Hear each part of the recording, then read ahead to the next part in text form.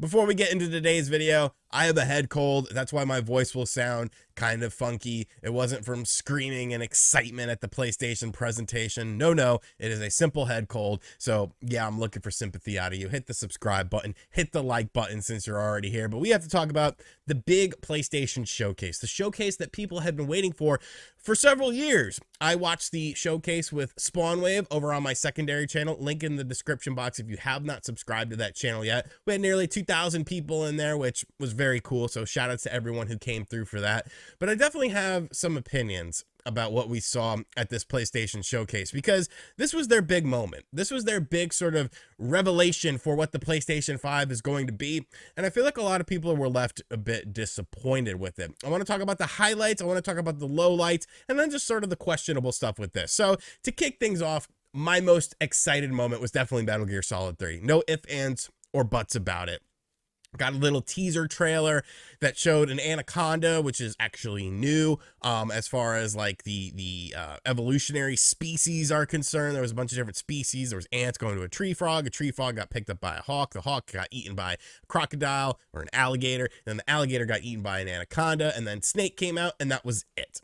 That's all they did. That's all they showed from it. So it wasn't something where it was like, hey, here's a bunch of gameplay from it. It was definitely just a teaser trailer, but it's great to see Metal Gear Solid 3 is indeed getting that remake. They did not talk about platforms. The rumor right now is that it's a PlayStation 5 and Xbox Series based game. We also didn't find out who's actually doing the game, but I'm excited for it. You know, worst case, even if it's a piece of crap, like we still have the original games. And that's also something I want to talk about in just a minute. But I do wonder who's going to voice Big Boss in this game, because if it's Kiefer Sutherland, like I might punch something. Just use the old dialogue from Metal Gear Solid 3 with David Hayter. Like just do that for me, please, for the love of God. But the original games, the original trilogy of 1, 2, and 3 are being re-released in autumn of 2023 back on digital storefronts as well, such as the PlayStation. I assume the Xbox is also going to get it. The wild card is to the Nintendo Switch, though. I would love to have those games on the Nintendo Switch just because of the portability aspect of the system,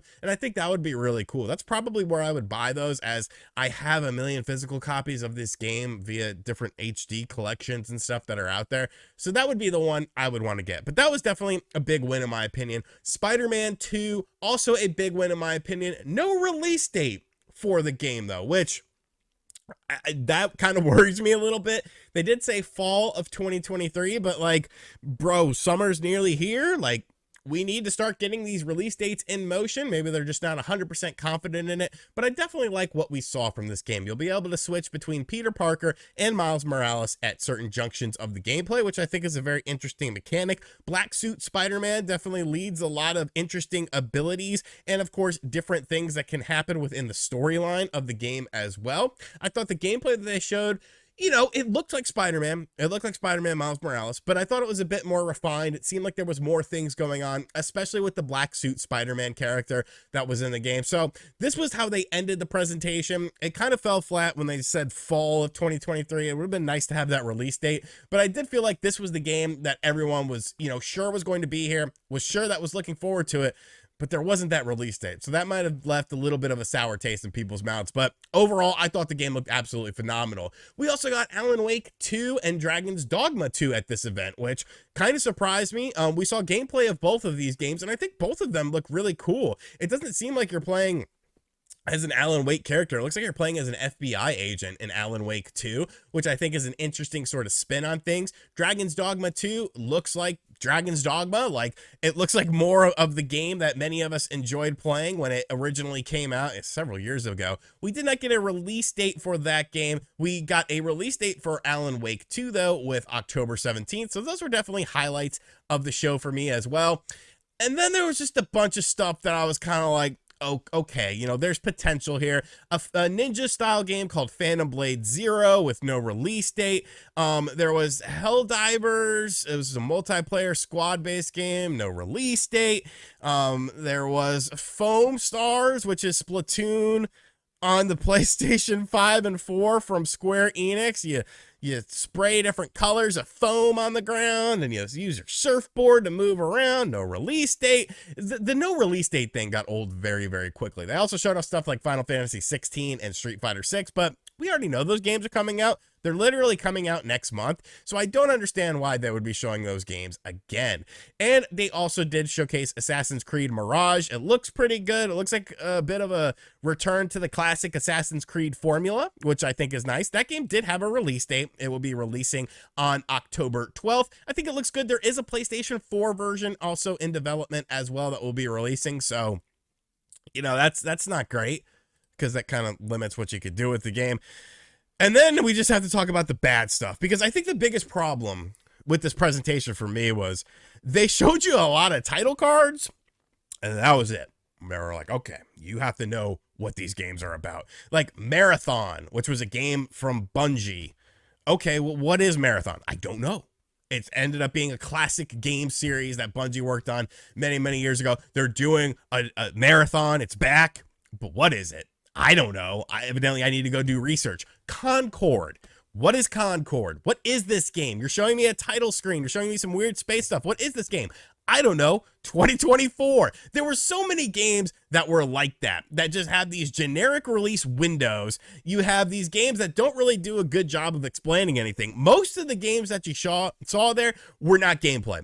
I constantly brought it up in the live stream. I was like, oh, look, says no gameplay, says this isn't gameplay, no gameplay, no gameplay. And it's like, bro, we've gotten to a point with these presentations where there's no reason for you to be showing gameplay. Cinematics can look just as good as the gameplay does. Look at a game like Spider-Man, which goes in between cinematics and in between gameplay, you know, willy-nilly. It's no big deal. It just flows seamlessly. And the fact that we're not getting any sort of gameplay for a lot of these games is worrying, because it's like, what the hell have you been doing? You started out with Haven Games' Fair Games by Haven Games. Jade Raymond has been collecting checks for over a decade now without producing anything, and you produce this weird fair game sort of thing that tells you nothing about games as a service, because obviously this was games as a service. PSVR 2. Oh my God. I understood being an early adopter with this, but these games are not good that they showed off. They did show off Resident Evil 4 VR, which I thought was cool, but all the other stuff was just like generic VR crap.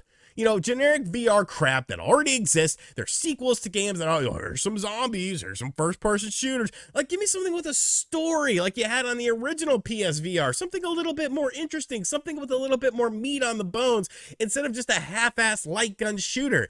Tons of indie games were there. I'm not going to rag too much on the indie games, but I did find it interesting that they had time to show these indie games, because I don't think a lot of people were anticipating that a lot of indie games were going to be at this presentation. I figure, you know, they would have just been like big banger stuff. You know, there was a game from the creators of Gris called Neva that comes out in 2024, all cinematics. Quest Pirates of the Something 2024, like, do we really need to show off that? There was a Prince of Persia Pro Skater game called Sword of the Sea. Like, very questionable, a lot of these decisions and a lot of these games that were shown.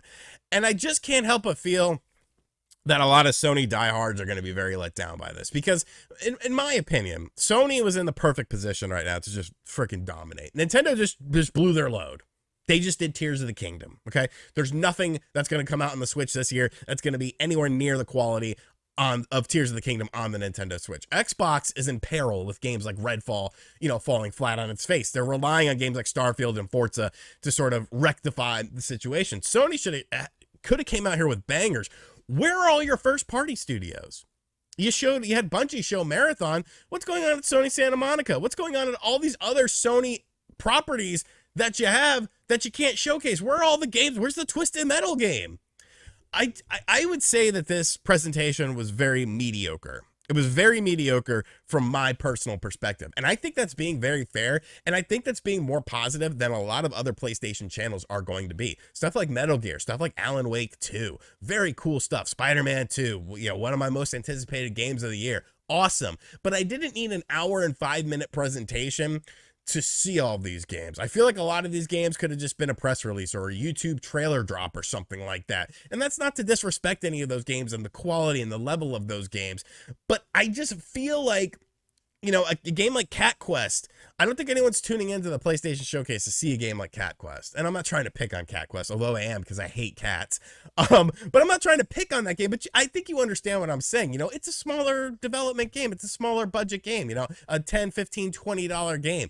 People wanted to see what Sony has been working on, what they've been so quiet about, why things have been, you know, kind of secretive behind the scenes with Sony as far as their big titles are concerned and what they were going to come out with. And well, as a PlayStation VR 2 owner, I mean, I have no hope. That gave me no hope. As a PlayStation 5 owner, I'm excited for Spider-Man. I'm excited for, you know, there's a lot of, you know, multi-platform games, your Alan Wakes and stuff like that. Dragon's Dogma 2, that's going to be multi-platform.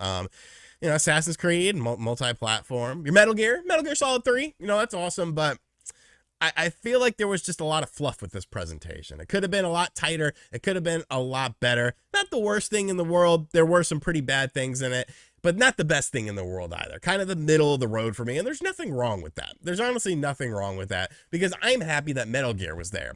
But if Metal Gear wasn't there, would I have been so happy? Would I have been okay with this presentation? I think I'd be singing a different song. I'd be singing a different tune. Let me know in the comment section down below what you thought of this presentation. If you guys want my live reactions along with Spawnwave's live reactions, be sure to check out the VOD over on the secondary channel, link in the description box down below. It's the full presentation with John and I hanging out, just shooting the shit, talking about whatever, and talking about the games and giving you guys my first impressions. Because if John tries to act like this was the best presentation ever, he's capping, because you can watch his reactions in the actual video and see that that's not the case. And as always, guys, thank you for checking out this video. If you are new to the channel, be sure to hit that subscribe button. I'm going to take some cold medicine and eat some dinner and probably fall asleep. I'll catch you guys in the next video, though. Later.